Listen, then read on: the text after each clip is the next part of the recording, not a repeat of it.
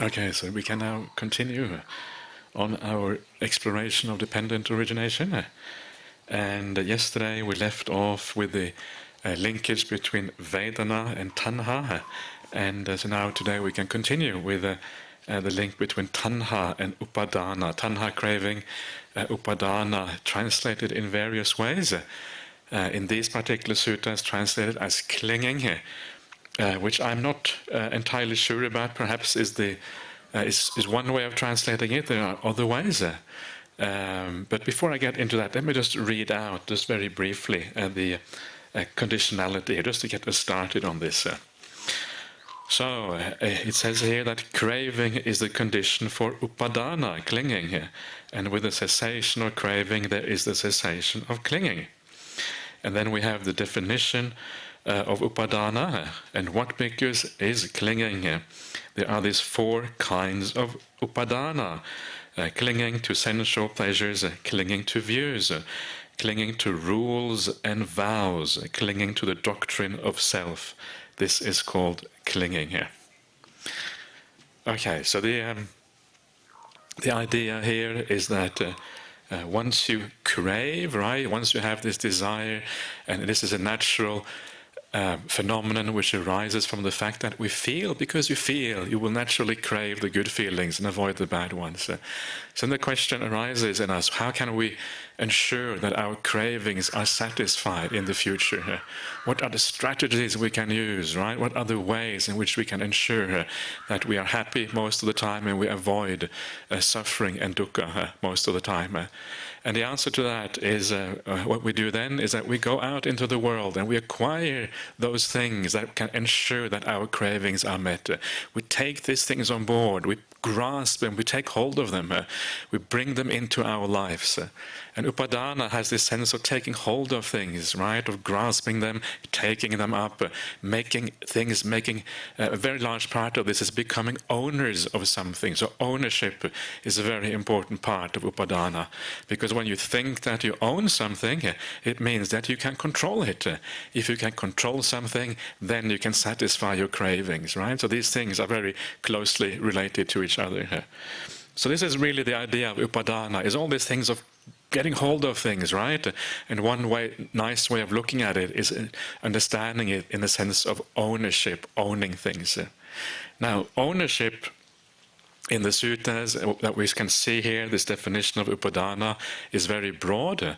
It doesn't just mean owning physical objects, right? Like owning your house, or owning your car, or owning your phone, or owning your robes, or whatever it is. It's much broader than that. As we can see here, it refers also to ownership in terms of views, right? This is my view. You identify with these views because you identify with them. There's a sense of ownership there as well. So ownership here is quite broad. It also refers to kind of things like relationships, right? If you have a relationship with somebody, especially if it's in a family situation, it's almost like you own your husband or you own your wife. If they do something which isn't right, you get really upset. There's a degree of ownership there, although it is not real ownership. There is a feeling, in a sense, that you have a certain right over that person. And that, of course, is what a marriage ceremony is all about. It's about giving a kind of exclusive right to that person. That's what marriage is about. So let's have a look at a bit of detail of what this word upadana actually refers to in this context, and have a look at each of the four of these strategies for ensuring that your cravings are satisfied. These four ways of grasping onto things and taking things up. In the commentaries, and this is one of the reasons why Venerable Bhikkhu Bodhi translates upadana as clinging. In the commentaries, clinging is defined as an intensification, a strengthening of craving. And I think that is probably true. There's probably a lot to be said for that. But I think there's more to it than just that. There's also the sense of ownership, of grasping things.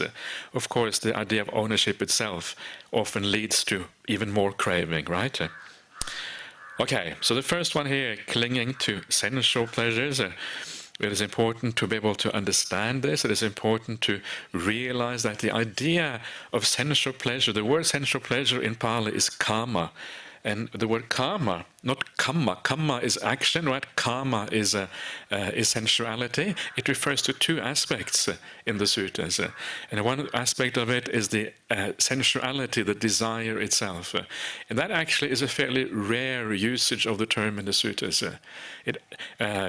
Usually the word karma in the suttas, it actually occurs in the plural, and it actually means all the objects in the world, all the things that give rise to pleasure in you, right? All the pleasant objects in the world that are delightful, that you want to own as a consequence. So this is what this means. When we say clinging to sensual pleasures, it means clinging to all those objects that give rise to pleasure in you. And of course, for many people, the obvious things that give rise to sensual pleasures are things like your home, right? Your house. That is where you have all your things. That is where you find security from the world. That's where you have your entertainment. That's where you eat your meals.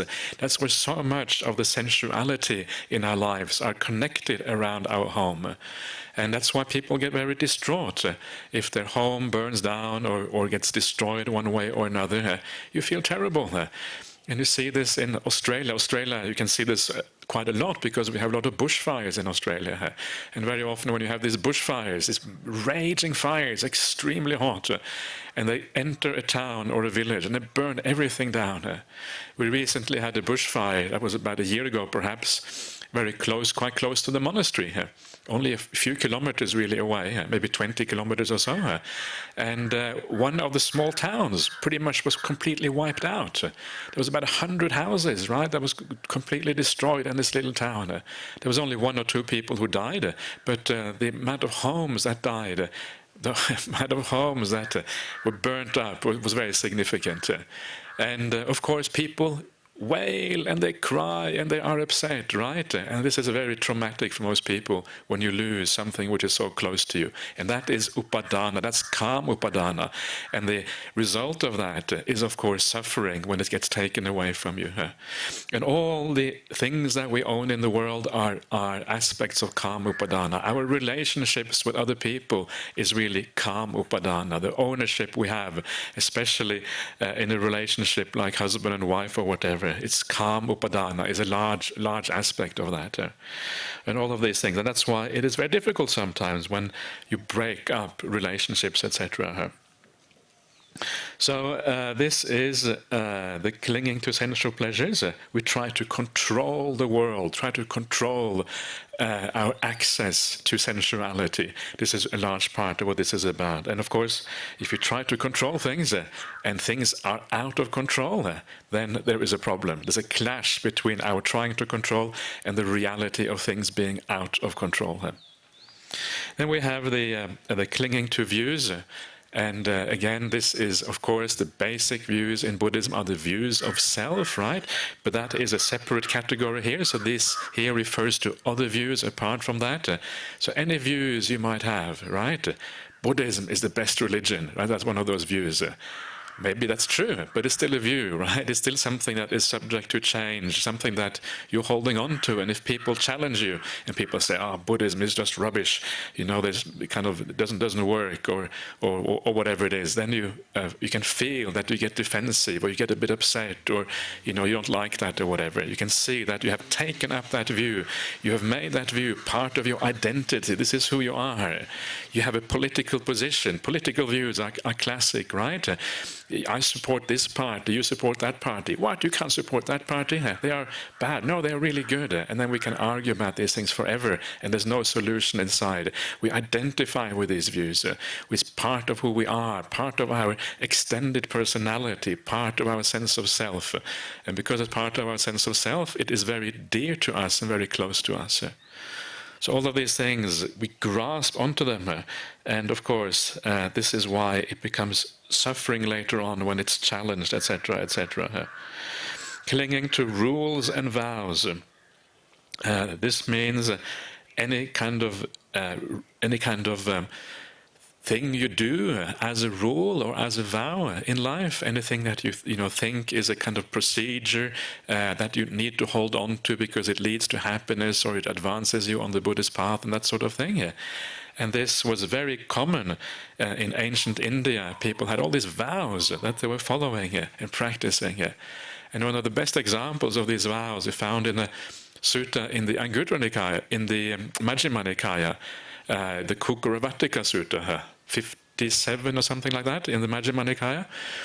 And in the Kukkaravattika Sutta, the Buddha meets these ascetics, and these are ascetics who have taken on, one of them has taken on the vow to behave like a dog, right? And so this ascetic, he is completely naked, of course, because dogs don't wear any clothes, so you have to be naked like a dog. You walk around on all four. You eat your food from the ground, right? Somebody chucks some food on the ground and then you eat it just like a dog. And at night you kind of curl up, right? If it's a bit cold, you curl up like a dog might curl up at night, and you go to sleep like that. And then they meet the Buddha, and they ask the Buddha, well, what do you think about this dog asceticism? Is that good, or is it, is this going to lead to heaven? We think this is going to lead to heaven. I don't know why anybody would think that will lead to heaven, but that's what they that's what they were thinking. And the Buddha says, I got bad news for you. This is not going to lead to heaven. At the very best, this is going to lead to rebirth as a dog in the future, right? Because you are creating the dog mind. You are starting to think like a dog. They're trying to be dogs, essentially. And if your mind is developed like a dog, of course, that's where you go. You become reborn as a dog. And this ascetic starts to cry, right? Oh, this is terrible. It's a nice story, and I think it shows us a little bit about ancient India was a kind of amazing place, all these kind of various ascetics doing really strange things from a modern point of view. I think in India today, India is still a marvelous country. I actually love India in many ways. I think it's a wonderful place, and it is wonderful precisely because it has all these kind of things which seem so outlandish from most of the rest of the world. They look at India, they do this all kind of things. It's in many ways a very spiritual country. People are seeking salvation, seeking some kind of higher thing, but their ways of doing it are sometimes very varied, right? And this is what is so wonderful about this. So this is an example of the clinging to a vow. You cling to the being a dog, to practicing like a dog. The other one is the one who practices like an ox, right? So he'd be trying to be an ox, and he obviously might get reborn as an ox in the future. But remember, these things are not, it isn't just in ancient India that this was the case. It is the case in the present day. This is an aspect of the human psyche. We all have these things inside of us, and potentially it's very easy to slide into these things where you cling to. You have the upadana. Silabbata paramasa is another very closely related term. Silabbat upadana. It's very easy to fall into these things, and we can all do that. And we all know that sometimes in our modern Buddhist world we fall into too much rituals, for example. Rituals is almost a similar kind of thing. You do rituals thinking it's going to be good for you. Lots of chanting, lots of all of this kind of stuff, right? A little bit of chanting is fine, because sometimes it can uplift you, make you feel good. But sometimes it becomes just like a pure ritual, which doesn't have any beneficial effect anymore. So we have to be careful of that. And sometimes I'm also a bit skeptical of the rituals that we have as monastics as well. We have them at Bodhinyana Monastery in Perth, and sometimes I say to Ajahn Brahmali, I say, why are we doing these things? What is the purpose of all of this? And of course, our tradition, we're always conservative. We always tend to do things in the old way, so change always takes a long time. But classic examples for me are like, we do the chanting of the Patimokkha in Pali language, even though the Buddha said you should chant it in the local language. We do things like the confession of offenses. You confess offenses automatically, even if you haven't got an offense. In the Vinaya, you look at the Vinaya, when you have an offense, that's when you confess. So we do, even in the modern monasticism, we do many things that are ritualized and which takes away from the true meaning, the true purpose of what these things were for at the time of the Buddha. The true purpose of listening to the Patimokkha is to understand the Patimokkha rules, right? To listen to them. It's like a Vinaya lesson, a Vinaya teaching. If you hear it every fortnight, you listen to them and you understand it, it drives the point home. The purpose of confession is to purify yourself. If you have an offense, that's when you need to purify yourself. So these are the kind of things that it is so easy to fall into, right, to these kind of rituals, these vows, these rules that we follow without them necessarily having any purpose whatsoever. Actually, sometimes they detract from the real purpose of the practice. And sometimes it can go so far that meditation itself becomes a ritual.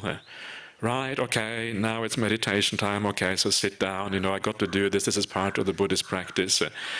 And after a while, the meditation doesn't have any effect anymore. You do it just because you're supposed to do it. I'm a Buddhist, I'm a monastic, everybody sits together at this time, okay, may all beings be happy. This can happen, right? This is just, sometimes this happens.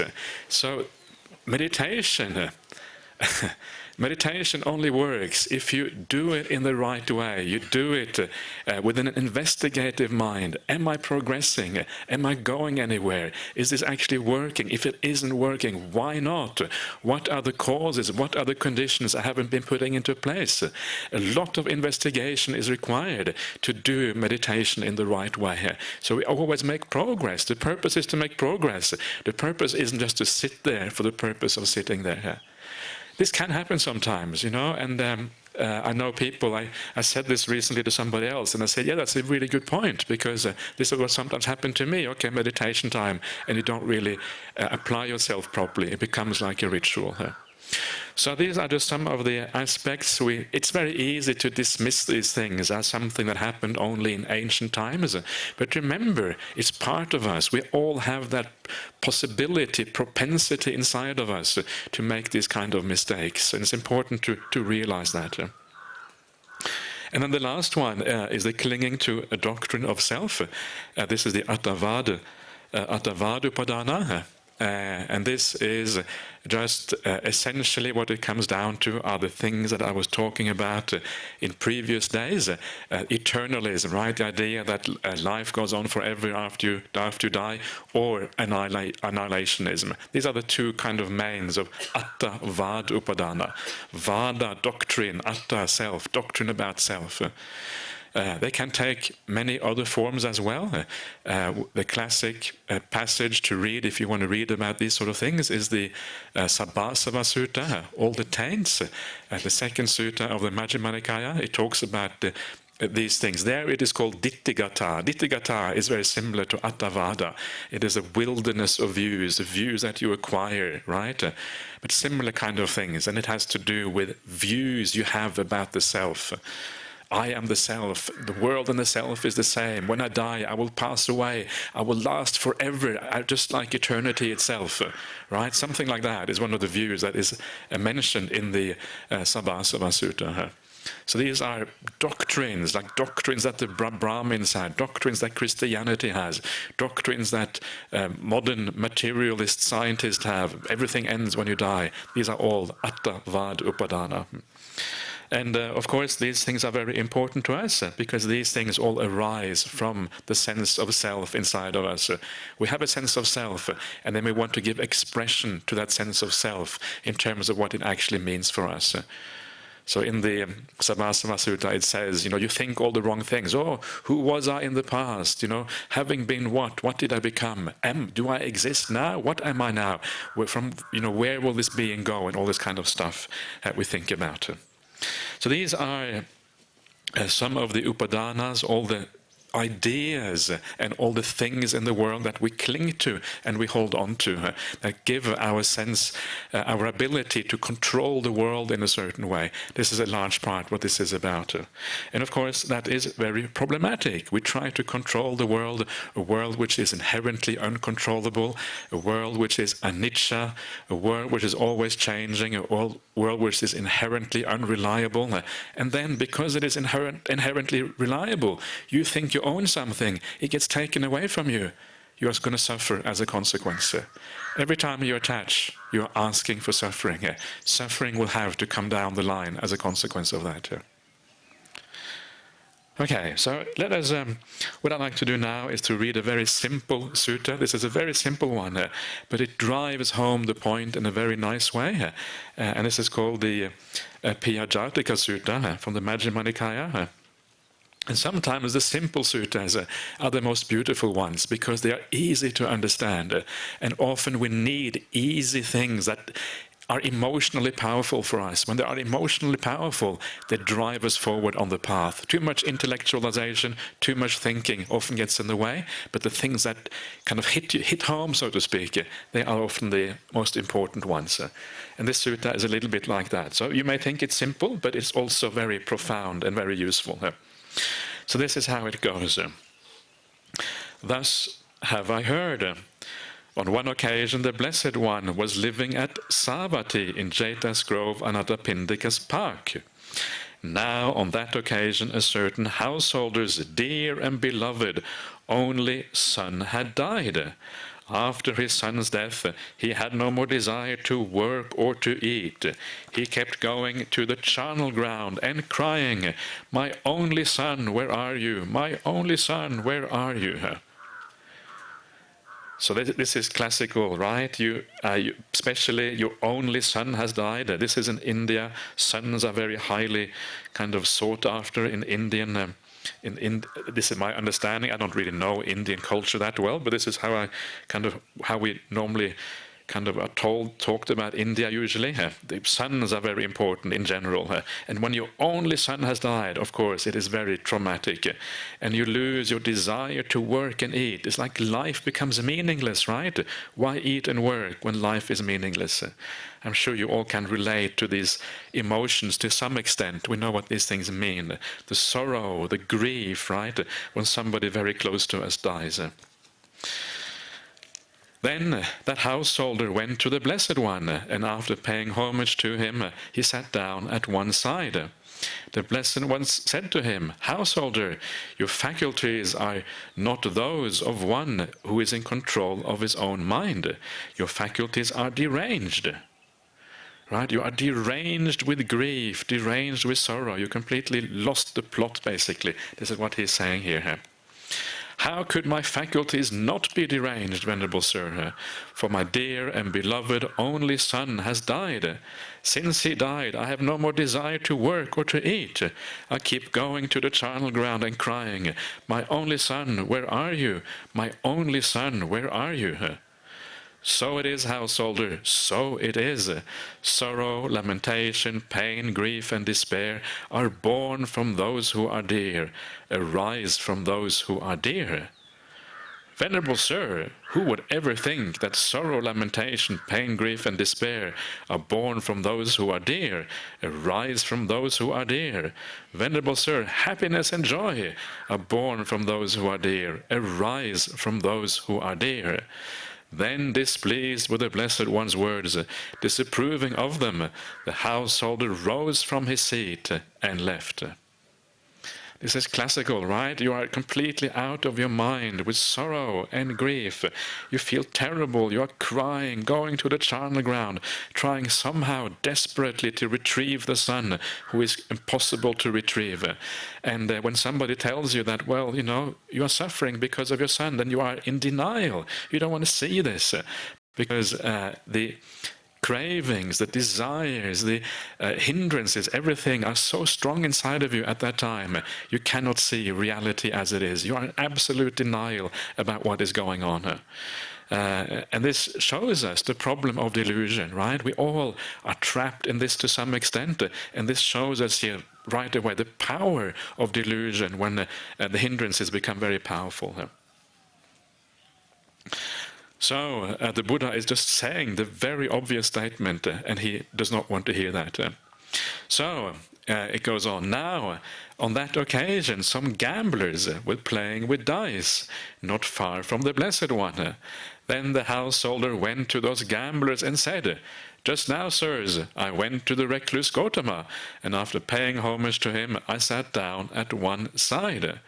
When I had done so, the recluse Gotama said to me, 'Householder, your faculties are not those of one in control of his own mind.'" And everything is repeated here. Venerable Sir, happiness and joy are born from those who are dear, arise from those who are dear. Then, displeased with the recluse Gautama's words, disapproving of them, I rose from my seat and left. And the gambler says, so it is, householder, so it is. Happiness and joy arise, are born from those who are dear, arise from those who are dear. Then the householder left thinking, I agree with the gamblers. So the idea here, the gamblers are like the ordinary people, right? The idea with a gambler is that it's not kind of the most kind of elevated people. These are not kind of the spiritual seekers. These are the ordinary people indulging in ordinary worldly pursuits. That's why they are gambling away with dice. Not very high-minded, but perhaps a little bit low-minded even. And of course the idea here is that the low-minded people, or the ordinary people, this is how they think, right? And the householder here is going to the ordinary people, asking them for advice, rather than going to somebody who can actually do something. So the gamblers here, they symbolize the ordinary views of the world, the micchaditthi and the wrong understanding of things. And of course the householder doesn't care, he just wants to be, he wants to have reinforced his own view, right? He's in denial about things, he doesn't care who says what, as long as he gets his views reinforced one way or another, he's happy here. So then comes the kind of crux of the sutta. Eventually, this story reached the king's palace. Then King Pasenadi of Kosala told Queen Mallika, this is what has been said by the recluse Gautama, Mallika. Sorrow, lamentation, pain, grief and despair are born from those who are dear, arise from those who are dear. If that has been said by the Blessed One, sire, then it is so. No matter what the recluse Gautama says, Mallika applauds it thus. If that has been said by the Blessed One, sire, then it is so. Just as a pupil applauds whatever his teacher says to him, saying, so it is, teacher, so it is. So too, Mallika, no matter what the recluse Gautama says, you applaud it thus. If that has been said by the Blessed One, sire, then it is so. Be off, Mallika, away with you. It's so nice because it's so real, right? This is what life is like, isn't it? This is exactly how things are. So it kind of, and this is one of the beautiful things about the sutta. Sometimes we have these little passages that are not just about doctrine or about Buddhism as such, but there are these little things that don't really have any significance. They have no significance as far as Buddhism is concerned, but they really kind of feel very real. It's very likely that something like this happened at that time. So, but of course, Queen Mallika and King Pasenadi, of course, Queen Mallika was a very devout disciple of the Buddha, and she was also obviously quite a clever woman, and she, what comes next is her kind of approach, how to convince her husband, the king, that, this actually is true. And she does it in a very clever way, and this is how the King Pasenadi kind of becomes converted to Buddhism, and how he becomes a Buddhist. And of course, King Pasenadi becomes one of the very devout disciples of the Buddha. And I always like to point out to people that there is a Samyutta in the Samyutta Nikaya called the Kosala Samyutta, and the Kosala Samyutta is all about the conversations between King Pasenadi and the Buddha, and very beautiful conversations in there, very meaningful, simple teachings, directly to the point. I'm not sure if King Pasenadi was perhaps not one of the most very intelligent people, so the teachings were quite simple and quite straight to the point, but very useful for, I think, for all of us to contemplate many of those teachings. So have a look at those. If you want to read some nice, inspiring teachings, I would recommend those teachings to King Pasenadi by the Buddha. One of the teachings in there, it's really, really cool teaching, is the teaching, this is where the King Pasenadi comes to the Buddha and he's huffing and puffing, and the Buddha asks him, why are you huffing and puffing so much? Oh, I just eaten so much, right? I feel so bloated or whatever. I feel really exhausted because of all of this food. Buddha, Master, can you please help me to lose some weight? Right? This is one of the things that King Pasenadi asked the Buddha, as if the Buddha is some kind of weight loss master or something. You can lose the weight of your ego, but this is kind of the your guts. But anyway, and then what is fascinating is that the Buddha then says a verse to King Pasenadi, and this is like a weight loss verse. And then the attendant on the king, kings always have attendants with them, right? So the Buddha says, King Pasenadi says to this attendant, well, please remember this verse, and every time I eat, recite this verse to me here. Right? So these are kind of very little things like that, which again makes the suttas, give them a very real sense. This is what human beings do. Human beings do all kind of weird things, strange things, but this is kind of gives them a sense of reality. And this is one of the things I love about these suttas, that they are so realistic in many ways. They're not an artificial doctrine or artificial putting together of teachings. They seem to imply real events, real things that actually happened in India about 2,500 years ago. And that, to me, gives me a confidence in the suttas. It gives me a sense of reality about them. Anyway, let's have a look at the rest of the sutta. What happens next? Then Queen Mallika addressed the Brahmin Nalijanga. Come, Brahmin, go to the Blessed One and pay homage in my name with your head at his feet, and ask whether he is free from illness and affliction, and his health is strong and abiding in comfort, saying, Venerable Sir, Queen Mallika pays homage with her head at the Blessed One's feet and asks whether the Blessed One is free from illness, etc., and abiding in comfort. Then say this, Venerable Sir, have these words been uttered by the Blessed One? Sorrow, lamentation, pain, grief, and despair are born from those who are dear, arise from those who are dear. Learn well what the Blessed One replies, and report it to me, for Tathagatas do not speak untruth. Yes, madam, he replied, and he went to the Blessed One and exchanged greetings with him.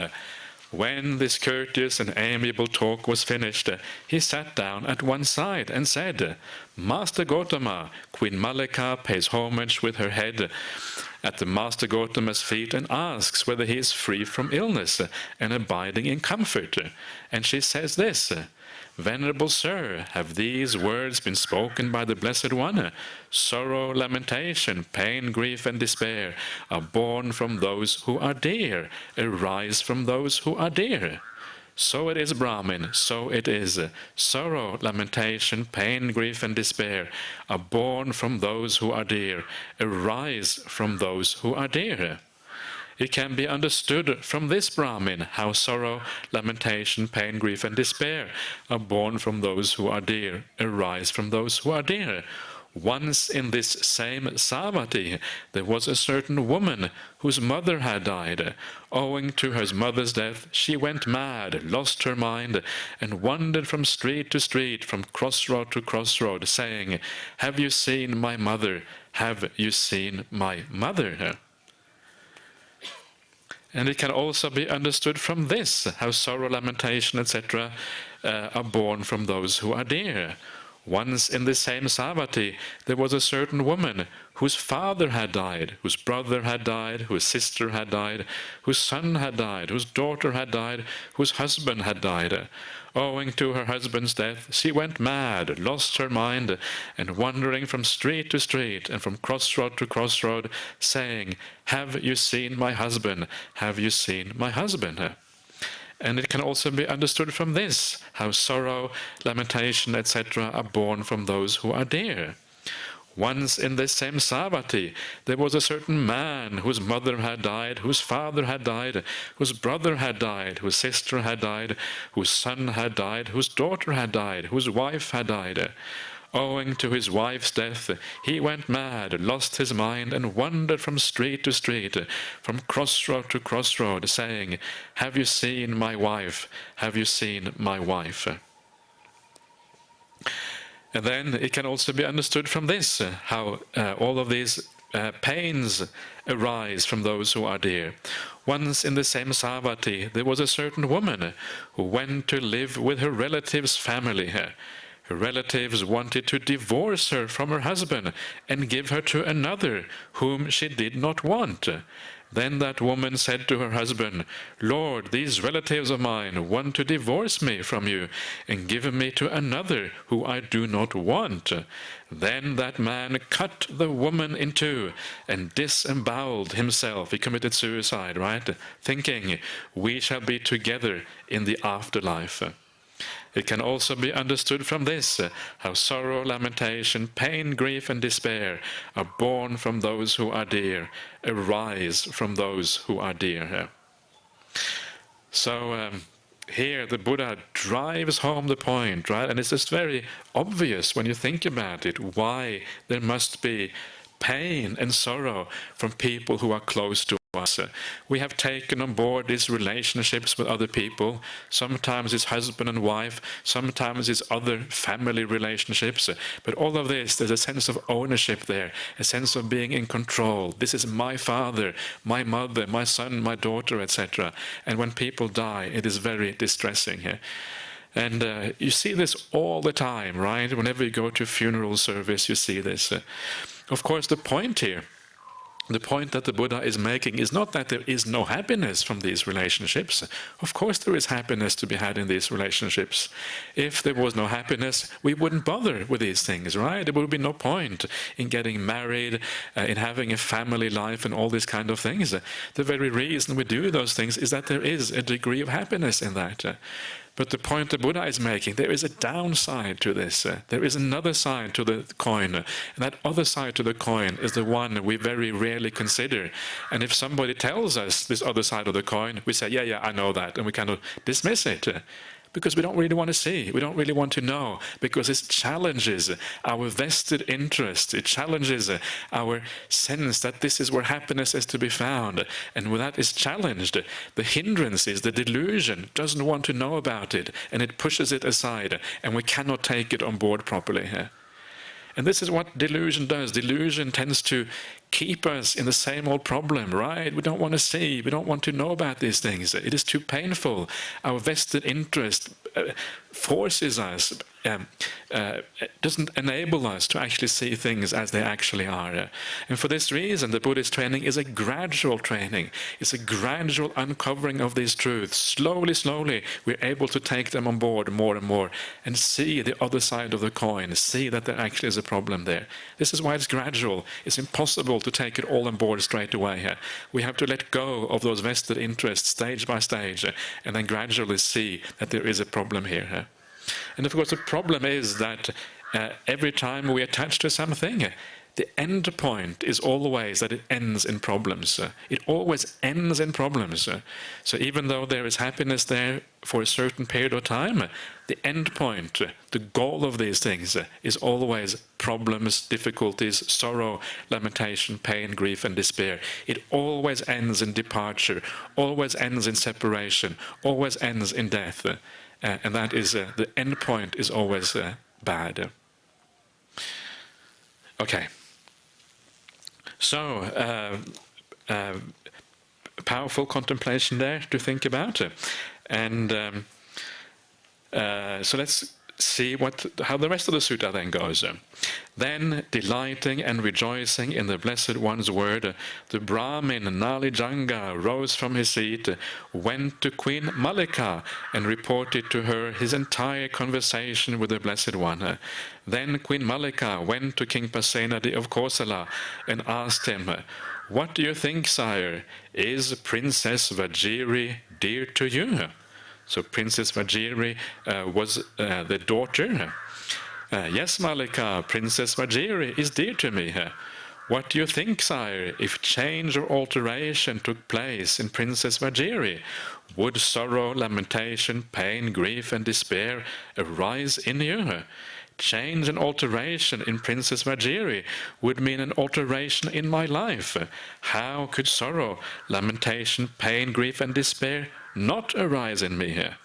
It was with reference to this, sire, that the Blessed One who knows and sees, accomplished and fully awakened, said, sorrow, lamentation, pain, grief and despair are born from those who are dear, arise from those who are dear."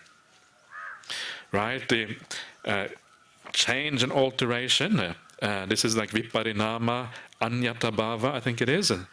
And this is a euphemism, to mean that maybe she gets very sick, or she maybe leaves the household and goes somewhere else, or that she dies. This is what this change and alteration usually means. So it has it includes death definitely as part of this, which may not be obvious when you read the English translation. Okay, what do you think, sire, if the noble queen Vasabha, dear to you, so this would be one of his other wives, is General Vidudaba dear to you? Vidudaba was his son, and apparently the heir apparent to his throne. Vidudaba was also famous for being the general who slaughtered the Sakyans after King Pasenadi's death. Am I dear to you? Are Kasi and Kosala dear to you? Yes, Malika, Kasi and Kosala are dear to me. We owe it to Kasi and Kosala that we use Kasi sandalwood, wear garlands, scents, and unguents. What do you think, sire, if change and alteration took place in Kasi and Kosala? Would sorrow, lamentation, pain, grief, and despair arise in you? Change and alteration in Kasi and Kosala would mean an alteration in my life. How could sorrow, lamentation, pain, grief, and despair not arise in me? It was with reference to this, sire, that the Blessed One who knows and sees, accomplished and fully enlightened, said, sorrow, lamentation, pain, grief, and despair are born from those who are dear, arise from those who are dear. So Kasi was the two kingdoms, the Kosala and Kasi. These were the two kingdoms that King Pasenadi was ruling over. And of course, Kasi includes Benares, Varanasi. Varanasi is the city of Kasi. In those days, that's where all the luxury goods came from, right? They all came from Benares, from Kasi. And even today, you get some luxury goods from Kasi. The Kasi cloth is still, I understand, still considered good in India and considered something like a luxury item. So, in India, things are sometimes don't change all that much, even after 2,500 years, still the same. So here, he enjoys all these luxuries from Kasi. And if Kasi were to get lost in a battle, in his battles with King Ajatasattu or whatever, of course, that would be difficult for the king to deal with. So, and then, of course, the king says, it is wonderful, Malika, it is marvelous how far the Blessed One penetrates with wisdom and sees with wisdom. Come, Malika, give me the ablution water. Then King Pasenadi of Kosala rose from his seat, and arranging his upper robe on one shoulder, he extended his hands in reverential salutation, in Anjali, towards the Blessed One, and uttered this exclamation 3 times. Honor to the Blessed One, accomplished and fully awakened. Namo tassa bhagavato arahato samma sambuddhassa. Honor to the Blessed One, accomplished and fully awakened. Honored to the Blessed One, accomplished and fully awakened. And that is how it seems that he became a disciple of the Buddha, based on this very nice, very clever kind of strategy by his queen Malika, who kind of converted him in this way here. This shows you how, if you have a good husband or a good wife, then they can do a lot for you and help you in the right way here, which is, of course, wonderful. And that is a kind of a marriage and a kind of relationships that we would like to have to other people when they kind of help us forward on the path in the right way here. So there you are. So this sutta is all about how attachments, how the upadanas give rise to always end up in problems, in sorrow, lamentation. Every time you take something up, every time you grasp onto something, you are saying, please give me suffering in the future. That is essentially what this is saying here. So now we have a few more minutes before the hour is up, so let us have a quick look at the next sutta as well. It is really just saying the same thing in slightly different words. And now we are going to the and Nidana Samyutta. So this is all about dependent origination. And it shows us quite nicely the linkage between tanha and upadana, between craving and attachment to things. Atsavati, because when one dwells contemplating gratification in things that can be clung to, craving increases. With craving as condition, attachment comes to be. With attachments as condition, there is existence. With existence as condition, there is birth. With birth as condition, there is old age and death, sorrow, lamentation, pain, displeasure, and despair. Such is this origin of this whole mass of suffering here. Right? So if you contemplate the gratification in things that can be clung to, what this means is that you are thinking about all those things in the world. Wow, it is so beautiful, it is so nice. Right? You go into the street and you see this fancy new sports car, and you think, wow, that would be really cool to have a sports car like that.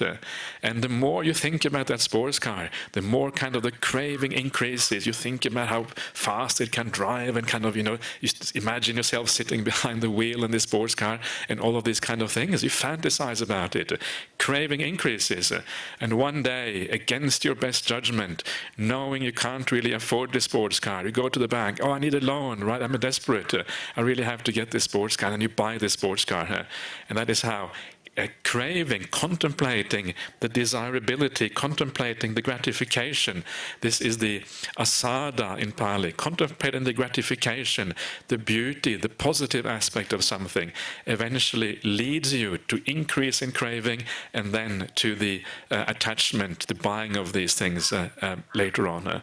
So buying a car is a small thing. The same thing happens with relationships, right? If you look at somebody, you think, wow, that is a really attractive, nice person. And the more you kind of fantasize about that, the more you think about that, the more you think this person is wonderful or whatever, the more the craving increases. And eventually you get a divorce and you get married to this other person instead, right? This is how things kind of work out in life. Or if you are a monastic, these days monastics have kind of mobile phones, right? And you think about the latest model of mobile phone. Wow, that would be much better to have that one than to have the one I have now. I mean, everybody is just human, so it happens to all of us. We think about things, fantasize about things, craving increases, and as a consequence, the upadana arises from that. So this is shows us again the connection between craving and how we relate to pleasant feelings. If you relate to pleasant feeling by thinking about them, building them up, looking for the gratification, we are kind of driving this wheel of craving. And as we drive the wheel of craving, eventually we end up acting upon that, and then clinging, attachment, ownership arises as a consequence. So you can see the problem there. So, and then of course this whole set of conditions come to be, right? We've been looking at this before.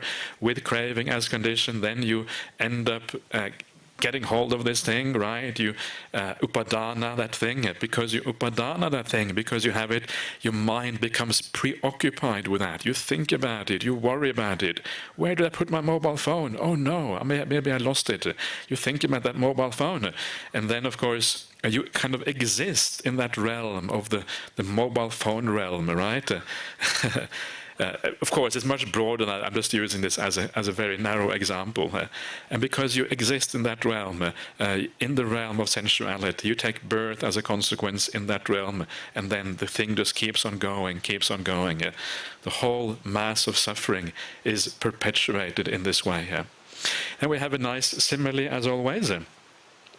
Suppose, bhikkhus, a great bonfire was burning, consuming 10, 20, 30, or 40 loads of wood, and a man would cast dry dung, dry grass, dry cow dung, and dry wood into it from time to time. Thus, sustained by that material, fueled by it, that great bonfire would burn for a very long time. So too, when one lives contemplating gratification, the beauty in things that can be clung to, craving increases. Such is the origin of this whole mass of suffering here. The great bonfire is the craving that we already have, right? Upadana is the fuel for that fire that drives us on from life to life. So there's a very close relationship here between upadana as fuel for the bonfire and upadana as fuel for the round of existence. So we're already burning badly, right? We're burning away, and then we keep on adding to that fire. Every time you contemplate gratification on something, you're adding more fuel to the fire, allowing the round to keep on going. And this is the problem here. And then we have the reverse. Because when one dwells contemplating the danger in things that can be clung to, craving goes down and ceases. Danger is the adinava. With the cessation of craving comes the cessation of upadana, of attachment. With the cessation of attachment is the cessation of existence. And then you have the cessation of birth and the cessation of old age, death, sorrow, lamentation, pain, displeasure, and despair. Such is the cessation of this whole mass of suffering. So this is the trick, right? To understand the danger in these things. Okay, so you see that beautiful sports car. Everybody can see the beauty in a sports car, probably. But then you realize the danger in that. Where is it actually going to take you? Is it going to give you any lasting satisfaction? And you know already it's not going to give you any lasting satisfaction. Lasting satisfaction is found elsewhere. It is found in the inner happiness. You cannot fill the inner void, the inner lack of happiness with external objects. As soon as that external objects, you get used to that, you're going to have to, craving will reassert itself, and you will continue in your search for other things to fill the void inside. So you know already now the problems with these things. You remember that problem, and then you say to yourself, I can actually use that money in much better ways than buying a sports car. Who needs a sports car anyway? It's just a luxury item which doesn't really have any real, doesn't really give rise to any real satisfaction. So let's spend it on something else which is much more useful. And you change your priorities. Your priorities move in a different direction. And this is what happens when you understand the danger in these things. And of course the same thing happens with relationships, right? And of course, something that also monastics have to be very careful of is if you do contemplate the benefit or the gratification in a relationship, it doesn't take long before you're no longer a monastic and you kind of return to lay life. So it's important to remember the dangers in this, right? To remind yourself of these things. You don't end up throwing away something which has so much potential, which is so beautiful, and actually has the potential for giving you real and lasting satisfaction and happiness. So contemplating danger, very useful. I will talk more about this later on. There is a whole sutta which I always like to look at on these retreats, on the danger in sensual pleasures particularly. Lots of nice similes to be found there. But for now, that is probably enough just to give you a feeling. So let's just look at the last simile before we stop for the morning. Suppose, bhikkhus, a great bonfire was burning, consuming 10, 20, 30 or 40 loads of wood, and a man would not cast dry grass, dry cow dung, or dry wood into it from time to time. Thus, when the former supply of fuel is exhausted, that great bonfire, not being fed with any more fuel, lacking sustenance, would be extinguished. So too, when one lives contemplating the danger in things that can be clung to, craving dies down and ceases. Such is the cessation of this whole mass of suffering here. So we are already burning, but instead of adding to the fire, we start to withdraw our mind. We start to see the danger, and gradually you withdraw from that. You don't add to the fire. Instead, you stop supplying the fuel. And when you stop supplying the fuel, gradually the craving disappears, and as a consequence, the upadana and everything else also disappears because of that. And eventually, you get the cessation of this whole mass of suffering here. So that's a nice little sutta there, I think, on the especially on the relationship between craving and clinging, and how we relate to these things, how we look at them. It's quite simple, right? It's so simple when you look at it on paper here. All it is, the only difference is whether you look for the gratification, you look for the pleasure in something, or you see the danger. That is the whole difference. And yet the mind is habitually always going to see the gratification and things. And because the habits are so powerful, we need to remind ourselves again and again and again of the dangers. And then gradually it starts to sink in. And gradually the mind turns in a different direction. And we are moving towards the cessation of the whole mass of suffering here. Okay, so that is all for this morning. So we will see you again at 3 o'clock this afternoon.